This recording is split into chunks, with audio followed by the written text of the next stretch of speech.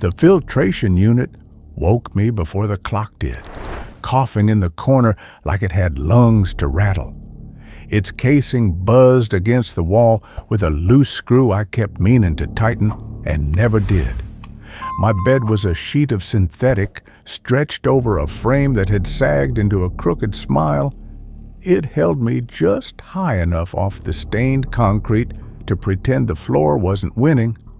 I lay there and listened to the city clear its throat.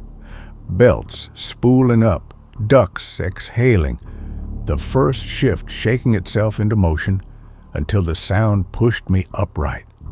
I pulled on the gray uniform the factory issued and the city enforced. The fabric didn't remember bodies. It remembered efficiency. In the cracked mirror above the sink, a face older than 34 stared back at me with the same expression everything down here wore: get through the day. The heights kept their years polished away. Jeans, straight teeth, chemical calm, upgrades that made their reflexes neat and their sleep untroubled. Some of them wore symbiotes like jewelry no one was allowed to name. Up there, power was an appliance. Down here, it was a rumor that hurt to think about. I palmed the doorplate and let the hallway's sour light swallow me. The tram coughed into the station as if in solidarity with my filter. Car after car scraped in, doors gulping us inside. No one spoke. Breath hung hot and heavy, counted out by the stutter of fans. The rails sang. My hand found the same cold stanchion it always found, and, like always, the city slid past in pieces. Soot-streaked brick, security posters with two white smiles, the broken neon of a noodle stand that hadn't served noodles in years. We descended. We were always descending. The factory's eastern gate accepted us, then forgot we were there. Inside, 100 meters of line under a haze of oil. Heat gathered low to sting the shins. The parts bins wore numbers like names. My station flashed the morning checklist at me-torque, alignment, seal inspection. The ritual was comfort and threat at once. The only thing worse than repetition was failing the repetition. I worked. If I kept my eyes soft, the line dissolved into rhythm. Reach, place, twist, click.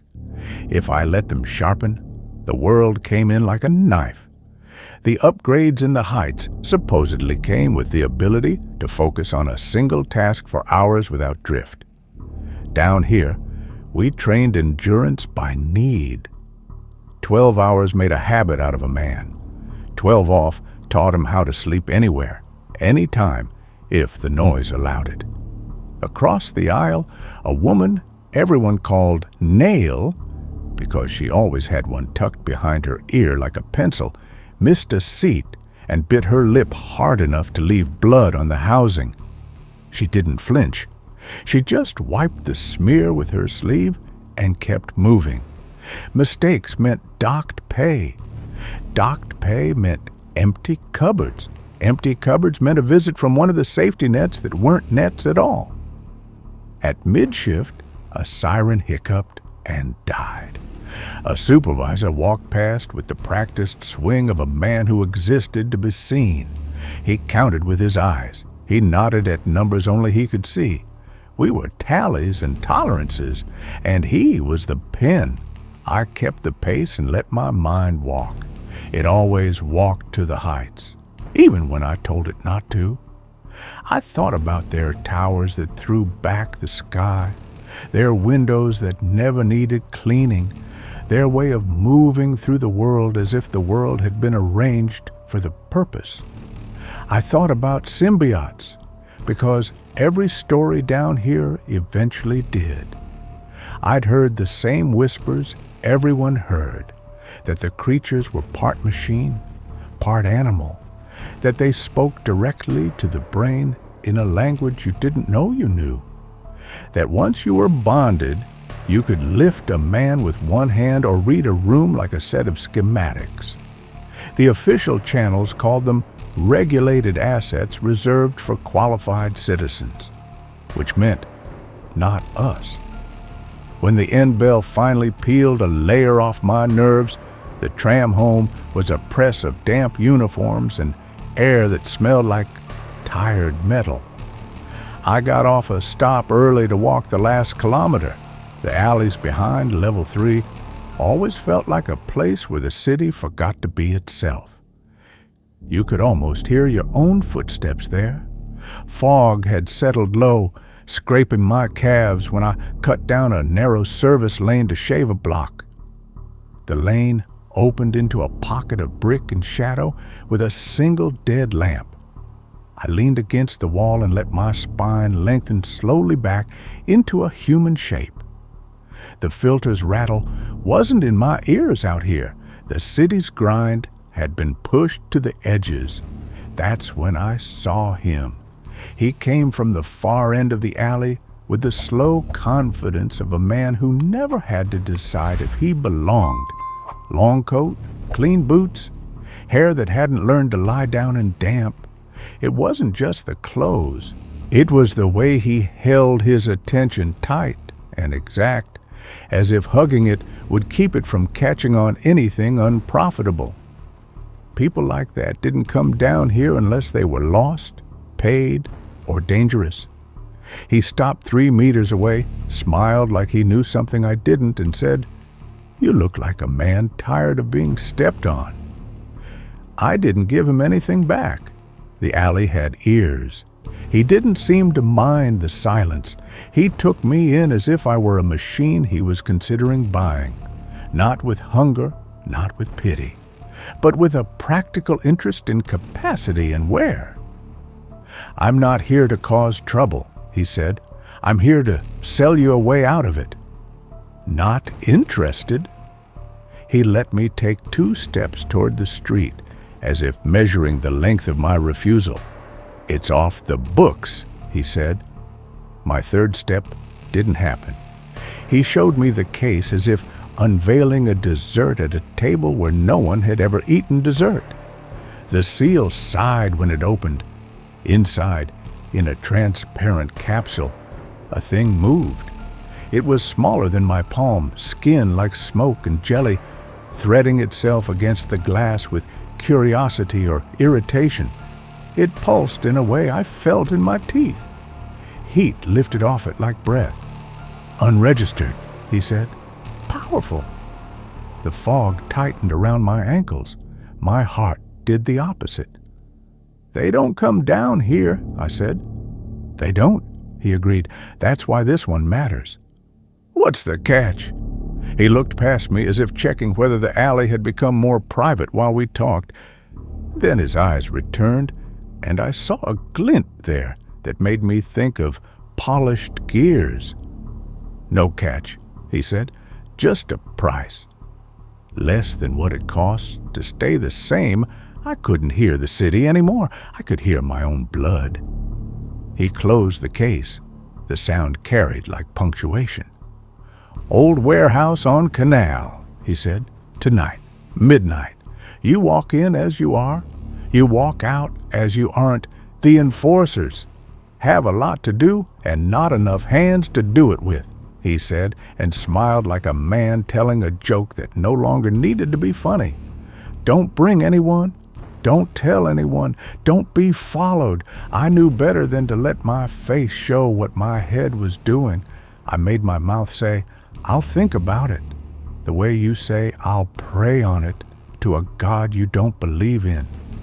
"You already are," he said, and the fact that he was right made me want to leave immediately. I took the long way home, adding turns I didn't need as if the extra corners could scrape his voice off me. My building's stairwell smelled like the inside of someone's old jacket. The filter in my room greeted me by rattling harder, then softer, like a child who just learned the trick of getting attention. I sat on the bed and felt all my reasons line up and asked to be counted. I thought about the line. about the supervisor's nod, about Nail's blood, about the way the tram doors folded in on themselves like a mouth swallowing an argument. I thought about the heights and their clean windows, their upgrades, their laughter that didn't catch on the edges of things. I thought about the way the creature had pulsed in the case, and the way that pulse had answered something I hadn't known was waiting to be answered. The rumors down here were cautionary tales told in the tone of temptation. People went looking for symbiotes and came back wrong. People went looking for symbiotes and didn't come back at all. The city had a way of cleaning up after messes it had helped make. I knew all that. I also knew that every day I didn't change anything, the world did the changing for me. I stood. I paced. The room wasn't big enough to hold the decision, but it held me while I made it. On the shelf by the sink, my credits lay in a tin with a cracked lid. I didn't count them. I knew what they added up to. 3 weeks of pretending the cupboard wasn't empty, or 1 week of not pretending. The uniform I wasn't wearing sagged across the only chair like a tired man. The mirror held my face steady and impartial while I ran a palm down the line of my jaw and tried to see the version of me who said no. No looked a lot like every yesterday I'd already had. I didn't have anyone to tell. My interactions in the building were nods exchanged in the hall, the occasional borrowed wrench returned a week late, the shared glance when the water ran rusty. No friends who'd pull me back, no enemies who'd stop me for free. That should have made the choice easier. It made it clean. I lay back on the bed, shoes still on, and closed my eyes.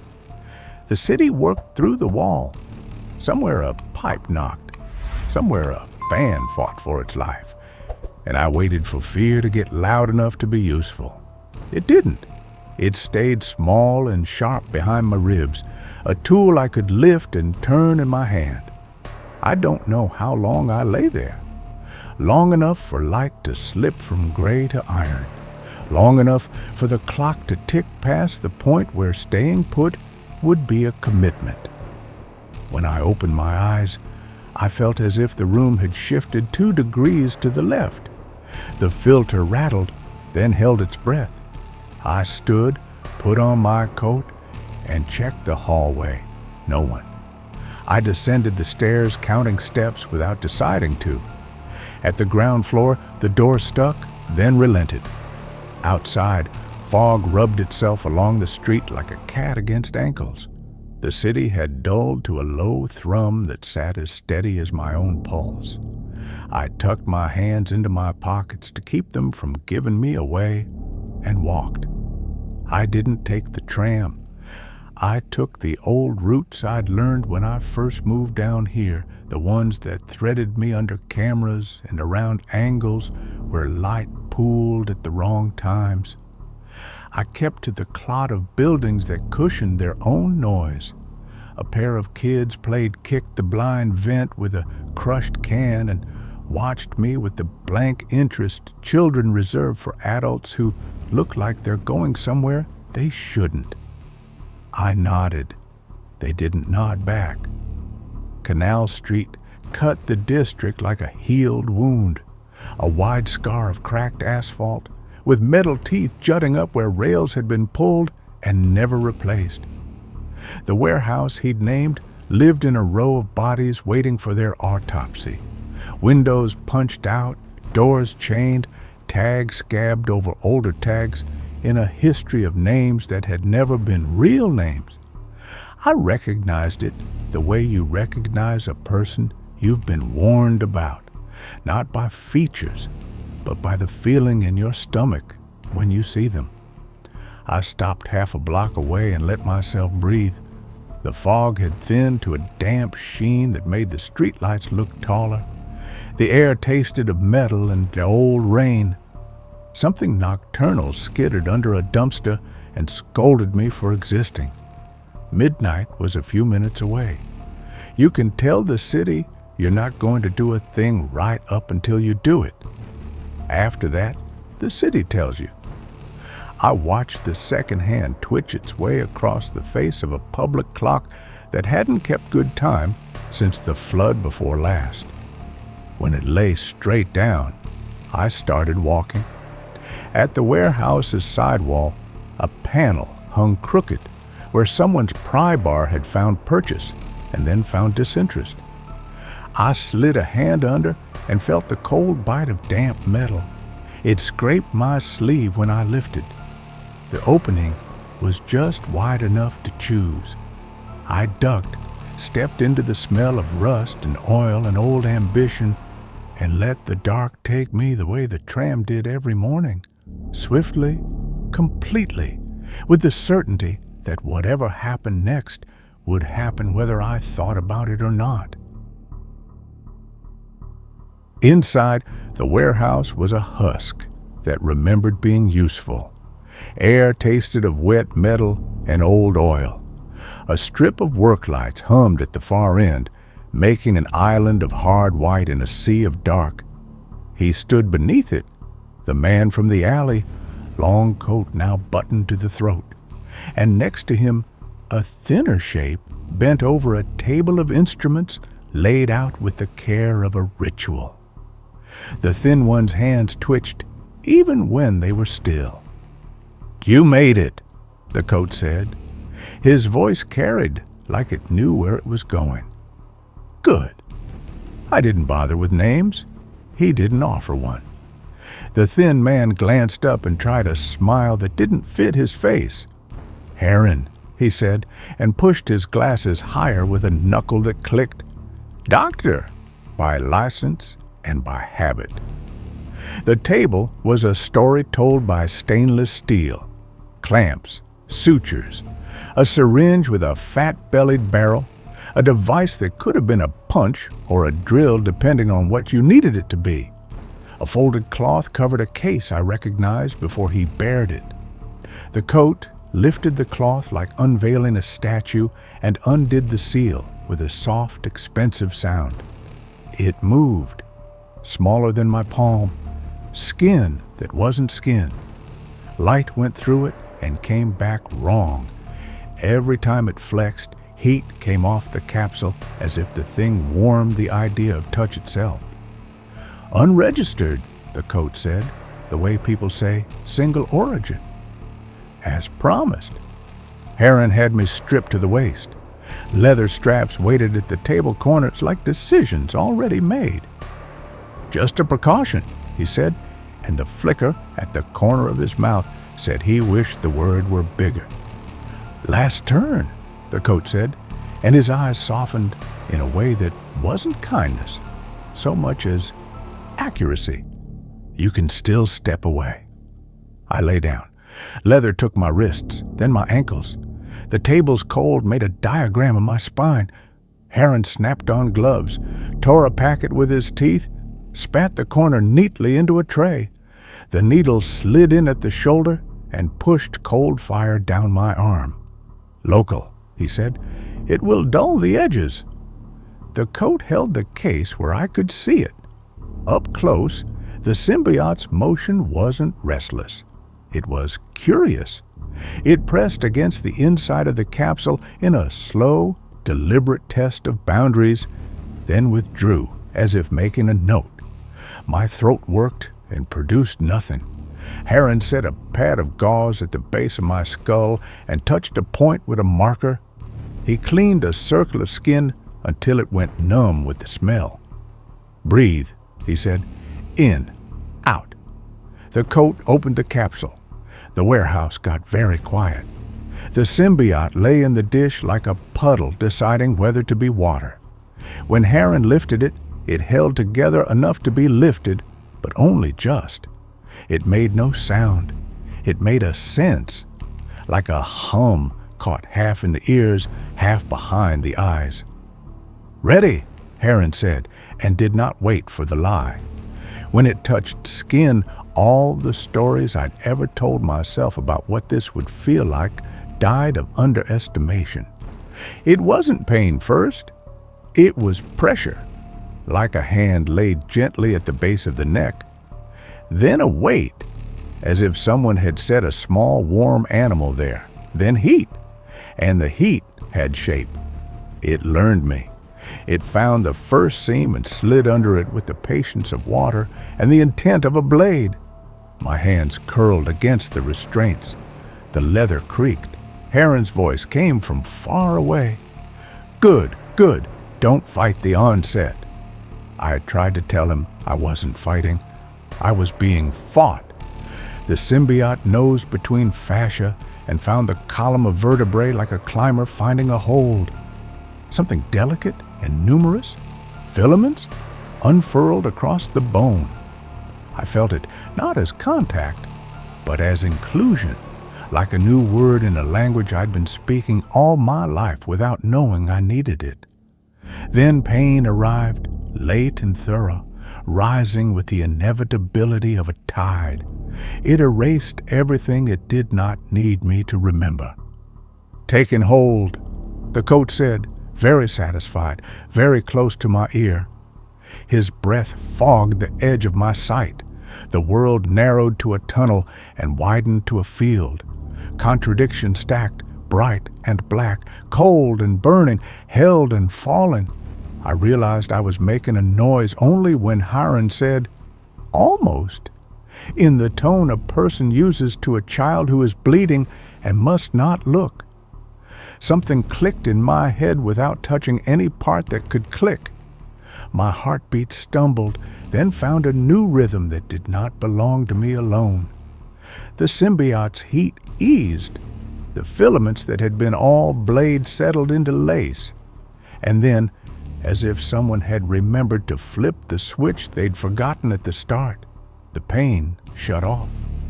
Silence. Not out there. Out there the lights still hummed and the far rafters still spoke in their rusted groan. But inside, the inside hush was so complete I heard my own breath as an artifact, not an act. Heron peeled his gloves away with a sigh that sounded like relief. He didn't want me to hear.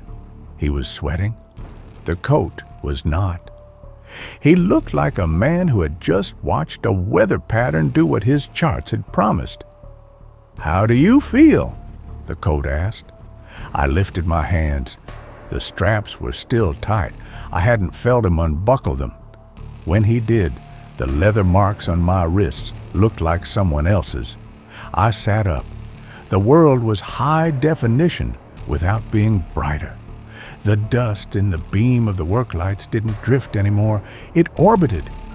I smelled machine oil and citrus and the cold metal of the table and Heron's breath, which had a sweetness that meant he needed a dentist. Somewhere in the building, a pipe ticked into cooling. Farther still, a train went over a seam and track. Da-dunk, da-dunk, 4 beats apart. "Like my head has more corners than it did," I said. "Like my hands know more than I taught them." "Integration will continue for hours," Heron said, fussing at the bandage he'd laid over the implant site. "Days. You'll feel my new calibrations. Don't make them do too much at once." The coat produced a small vial from an inner pocket. "Clear liquid, clear glass, clear intent." "If it spikes," he said. "One measure under the tongue. It slows the noise. Don't lean on it. It teaches bad habits." "What habits?" "Letting someone else do your work," he said, and smiled as if it were a gift. "What do I call you?" I asked. He tilted his head, surprised I'd asked. "Riven," he said, and it fit him the way the warehouse fit its rust. Inevitably. "Ethan," I said, because names were a kind of contract, and some contracts you sign without reading. "Go home, Ethan," Riven said. "Rest. Keep your collar up. Enforcer scanners on level 2 are running cold, but don't give them art to look at." Heron busied himself with the instruments, which suddenly looked like things that would prefer never to be used again. I slid off the table, my legs expected to fail, and did not. The bandage tugged when I turned my head. The room had a new dimension that made walking feel like stepping from the page into the margin and back again. Riven held the panel up for me at the side wall so I could slip into the alley. "Tomorrow will be loud," he said, voice soft enough to be only mine. "Let it be." Outside, the fog had lifted into a ceiling. The city's night machinery ran at a lower register than the day's. I could feel it in my chest like a second heartbeat. The walk home took the same distance it always took, and half the time. My building looked smaller, as if the angles had been corrected while I was gone. Inside the apartment, the filter stuttered into its rattle. I crossed the room and tightened the loose screw I had meant to tighten for weeks. The sound stopped. For a beat, I felt powerful in a way that had nothing to do with the symbiote at all. I lay down with my boots on and told my body to sleep. It listened. The dream that came wasn't mine. It opened not on a place, but on a pressure, like standing in deep water at night and knowing a whale was somewhere beyond the dark. Shapes shifted just outside comprehension, and the meaning of their movement walked toward me on long legs. A voice that wasn't a voice drew a circle in my mind and wrote a word inside it that I would not remember awake. Dawn came as if it had been waiting politely outside the door. My eyes opened to a room with more adjectives. The air tasted faintly of copper. The light came in through the grimy window in rods I could count. My body hurt in exactly 3 places, and each pain seemed useful. A warning, a reminder, a fee paid. The ache that had sat behind my knees every morning for years had gone out for cigarettes and never come back. I raised a hand to the base of my skull. The bandage was warm under my fingers. The skin beneath it felt busy. The urge to prod was matched by the equal and opposite urge not to disrespect a thing that could punish curiosity. I let the collar do the touching instead. The uniform looked more like a costume than it had yesterday. I put it on anyway. Appearances were a kind of currency down here, and I had no change to spare. I buttoned to the throat and turned the collar up, checked the mirror for anything that would invite questions. The face that looked back at me was still mine. The eyes had a new habit of focus, snapping from near to far like a camera that had taught itself to think. On the tram, the crowd was the same: gray river, bald heads, breath, and heat. The difference was the way I moved through it. Space found me like water making way for a stone. No one looked directly. A child did, and then didn't, the way children are taught. At the gate, the scanners blinked their indifferent green. The line recognized me and pretended not to. I took my station, let my hands hover a centimeter over the tools. They felt pre-warmed. Torque keys sat in my palm with a rightness that made me think of old friends. When I started, the work didn't speed up so much as smooth out. The micro stalls between each motion evaporated. I didn't think about the angle of my wrist thought about me. The first hour passed like a sentence I could say without breathing. The second hour brought the world in closer. The hiss of pneumatics separated into valves and seals. Barons told me a story about their childhood. The smell of hot plastic climbed the ladder of my nose rung by rung until it reached a place I didn't know I had and rang a bell there. By the 4th hour, light had edges I wanted to file down. By the 6th, the drone of the building tuned to a pitch that set my teeth vibrating. My jaw clenched. My hands stayed precise. Precision got cruel. Nail across the aisle looked up once, then back down like she'd heard a conversation I wasn't having out loud. The supervisor walked past and did his count with his eyes. His nod at my station was the smallest he had. It still landed heavy. At the 9th hour, I invented a seasickness that let me stand briefly, palms flat on the bench, while I took 3 breaths and made bargains with whatever would bargain. At the 11th, the clock turned slow and mean. The symbiote rode under my skin like a trapped animal testing the fence. When the bell finally let us go, I didn't stay to roll my shoulders or wipe my hands or make the empty small sounds men make so they don't have to say real words. I was moving before I knew I'd moved, out of the gate, across the seam of road that always caught souls, down past the noodle sign that still didn't serve noodles. The tram's doors closed and I stayed on the platform and walked. My apartment was too loud to be inside. The filter's silence from last night had softened. Something else had found a rattle to replace it. The pipes above the sink talked in vowels. Floorboards learned a new complaint with every step I took. I stood in the middle of the room and understood the architecture of my own panic. The vial lay where I'd left it in the inner pocket. I took it out. The glass was cool and frictionless, like it wanted to be dropped. I balanced it on a knuckle the way I used to balance a coin when I still had coins, and thought about mercy. It would hush the world. It would teach a lesson I didn't want to learn. I set it on the shelf. Night didn't fall so much as stop negotiating. Darkness came in clean, like a blade. I didn't reach for the light. I let the room become edges and guesses. The symbiote settled from a storm to a sea. That was worse. In quiet, it had more room to talk. Not with words, with invitations. It arranged my thoughts into diagrams and then stood beside them waiting for me to see what was obvious. Somewhere, a laugh rose from the street and broke, and every part of it reached me in order: throat, teeth, breath, regret. By midnight, I had named and failed to name everything in the room.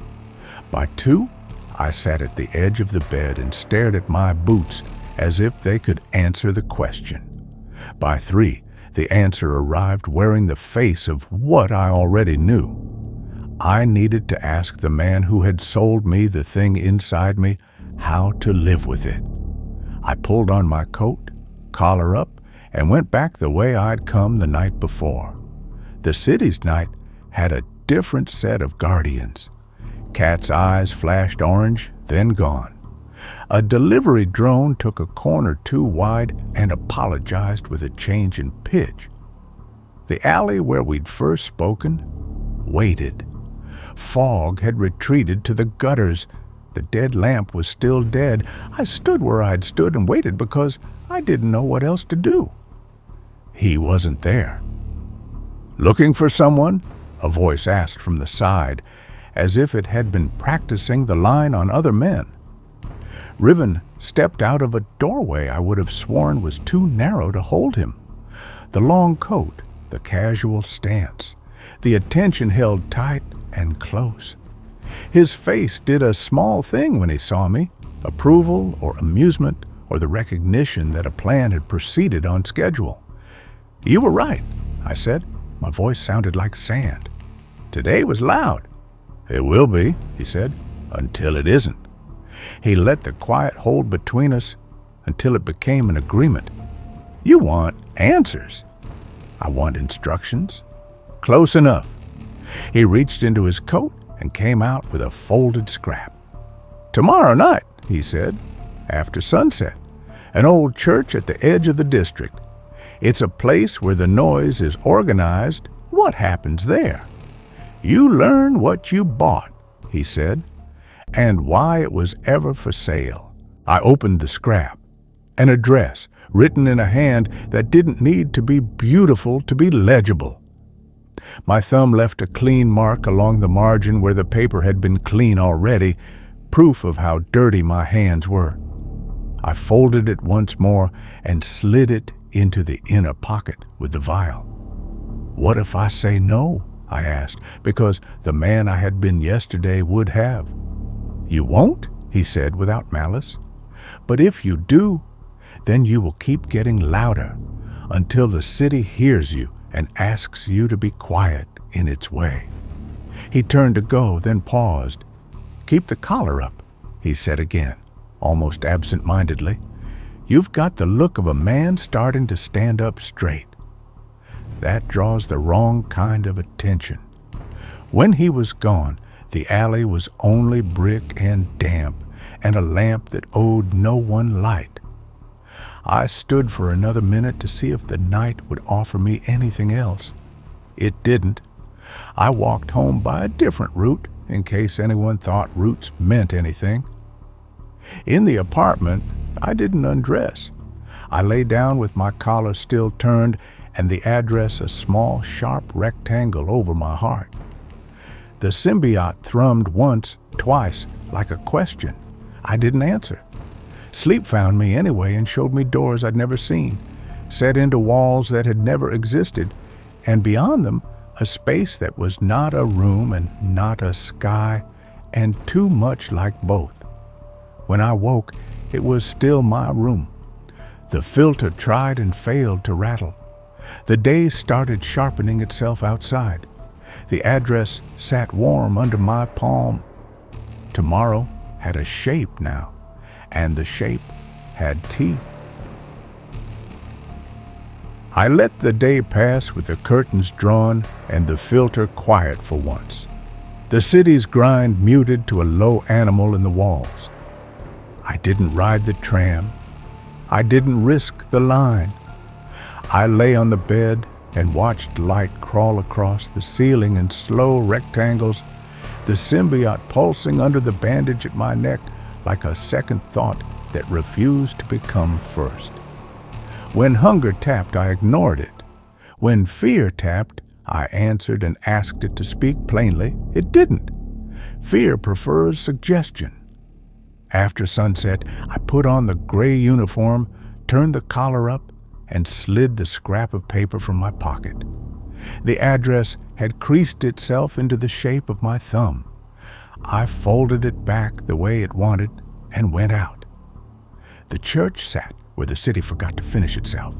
Weeds shouldering broken stone, windows blister with old lead, a door swollen with damp that complained when I pushed.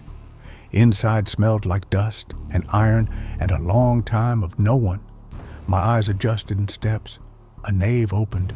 Pews slumped like old men. A ceiling blacked with smoke. And at the far end, a statue owned the room. It wasn't anything we believed in down here. It was taller than it needed to be and narrower than stone likes to be, face carved with angles that made you think your eyes had taken a wrong turn.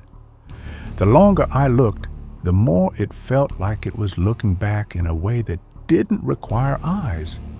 Riven stood beneath it, coat unbuttoned now, sleeves rolled like a man preparing to fix a machine. Around him, a ring of figures in dark robes knelt with their heads bowed. The sound they made was not words, not yet. It was a note, low and even, a level the city never had. He saw me, and the corners of his mouth did something quick. Not a smile, an acknowledgement between people who had both arrived where maps ended. This is where the noise is organized, he said, like he was honoring a promise. The statue, I said, 'cause my mouth needed to say a small thing before it could say a true one. Older than the district, he said. Older than the city under it. It's a diagram we didn't draw.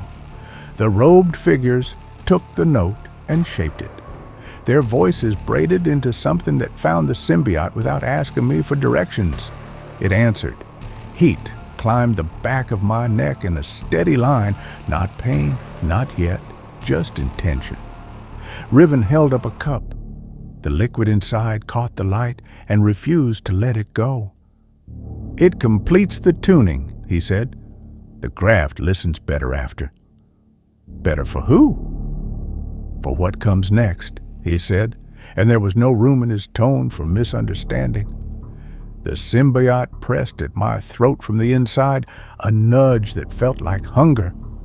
I took the cup. It smelled like minerals and rain on a hot rail. I tipped it. The taste was thick and wrong and unforgettable. Heat spread in a clean sheet from my tongue to my spine. The chant lifted, a gear tooth finding its mate. Good, Riven said softly, and the word held almost tenderness. Now, stand there.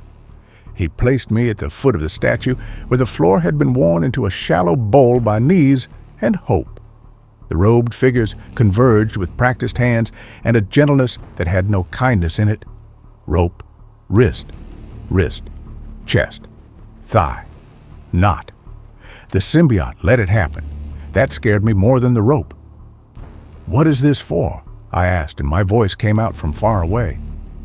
So you don't run while you learn, Riven said.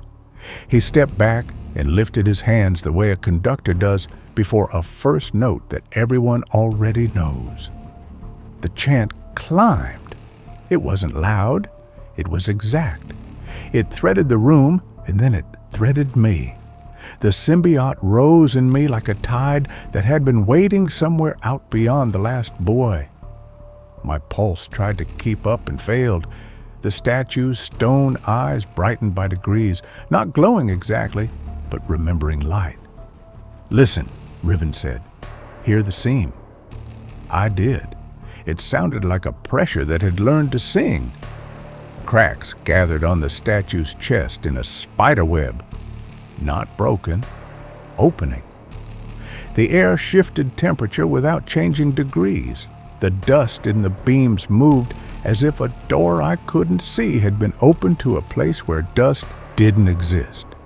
Beyond the cracks, there was motion that wasn't movement, and a color that wasn't on anything we owned. The first presence stepped through.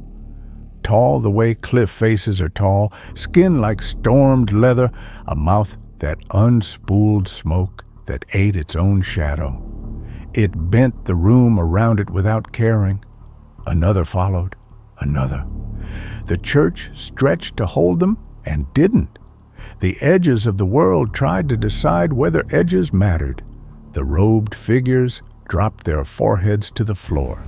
Riven's face filled with something close to joy and closer to relief. A man watching a plan give back a dividend. The symbiote surged to greet the newcomers, delighted, the way a door delights to swing on oiled hinges. It wanted to open. It had been built to open. I understood that in the bone of me, and it didn't help. Riven stepped in close enough for his words to be the only ones. You see it, he whispered. You feel it. This is what you are for. I did see it. I did feel it.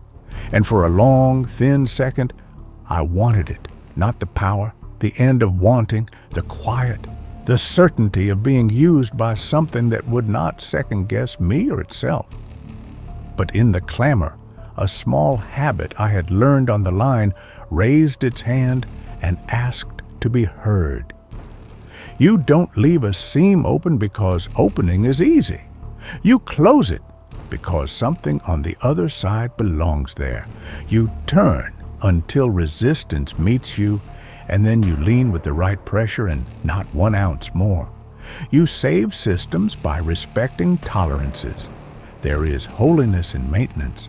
I took a breath that had edges and found under the chant a thin backbeat an octave down, off by a hair, the way a belt slips when a pulley's tooth is scored. The symbiote felt it too and moved to correct it. Instead, I put my will on top of its will and turned. Not much. The amount that keeps a baron from chattering itself to death. The portal flickered. One of the elders, if that's what they were, tipped a head toward me in an angle my neck didn't know how to make, as if noticing a draft. Riven's eyes narrowed. Don't, he said, and his voice cracked the way ice does when it remembers water. He reached for my face. I didn't look at his hand. I looked at the rope at my chest and pulled my lungs against it hard enough to be a lever. Fibers groaned. The knot at my sternum slipped a fraction. That was all I needed. I let the symbiote flood my arms, not to break, but to become exact. I pressed my palm to the crack that had opened in the stone, and the heat from inside met the heat from me and learned something new. "You want a door?" I told the thing in me. Not aloud, not in words. "Be a lock." It bucked. It was made to open. It was proud of opening. It was hungry for the praise that opening earns. I showed it the other praise. Machines that run because someone took the time to turn and test and turn again.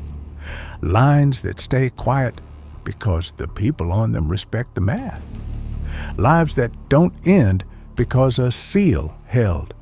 It understood, not because I was persuasive, because understanding is another kind of opening, and that was its nature too.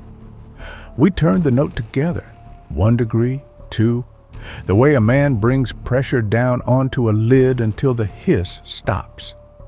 The chant didn't stop. It hit its own harmonic and wobbled. The room bucked like a boat suddenly aware of what water is.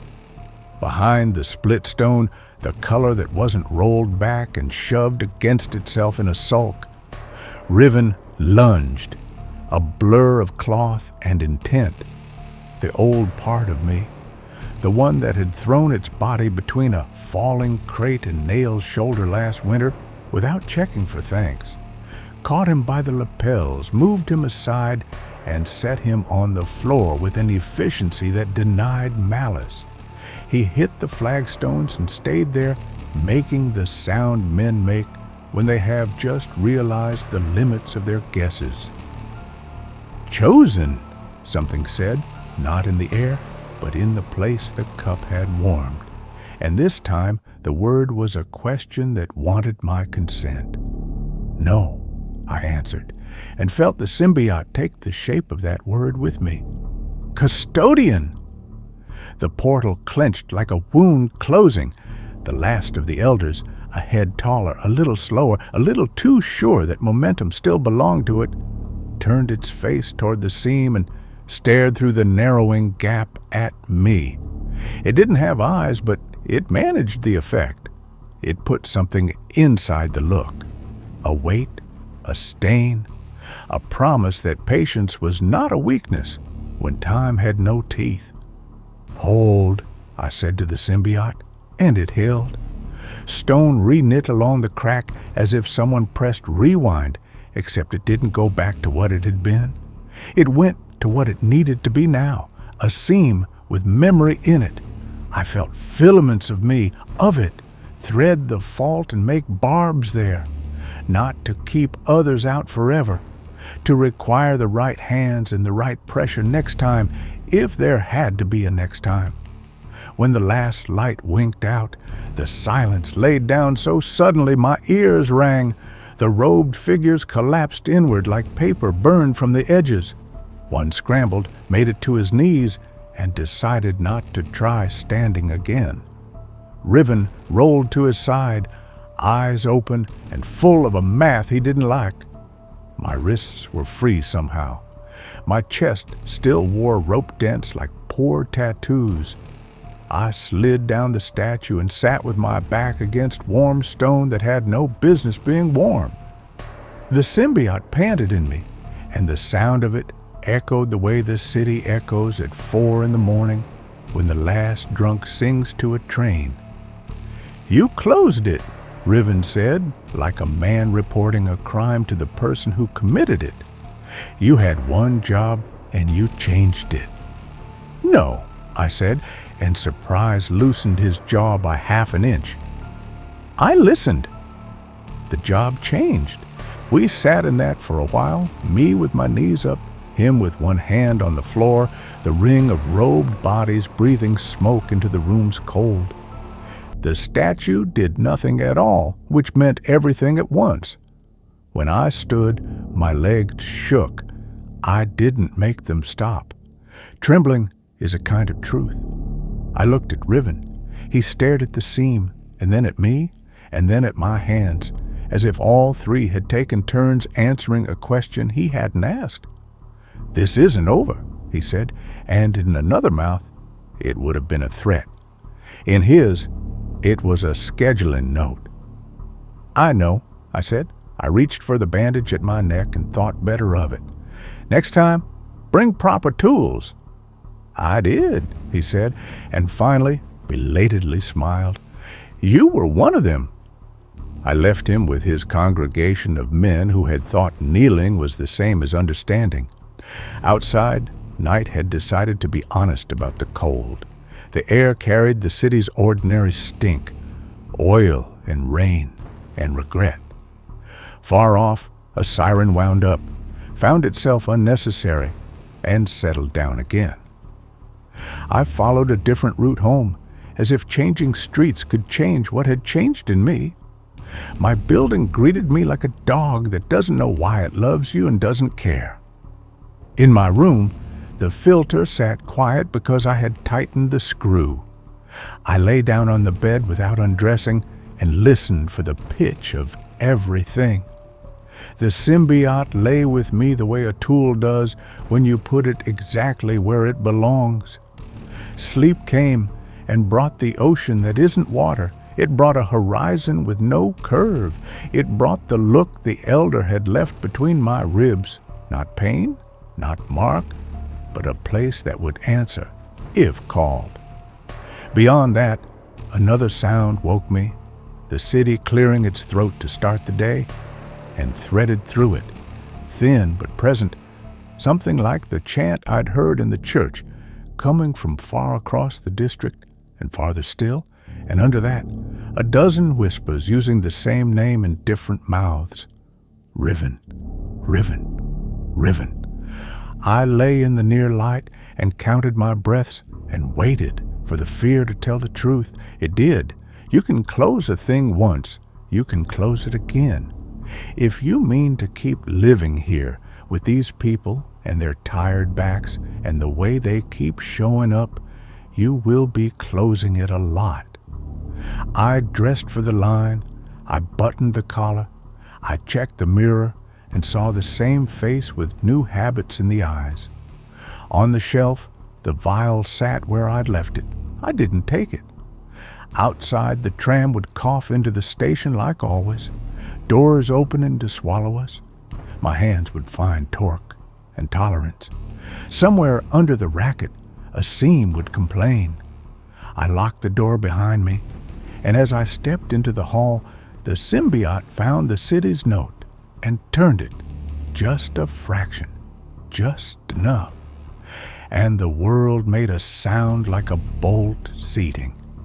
Quiet, precise, a promise made, and for now, kept.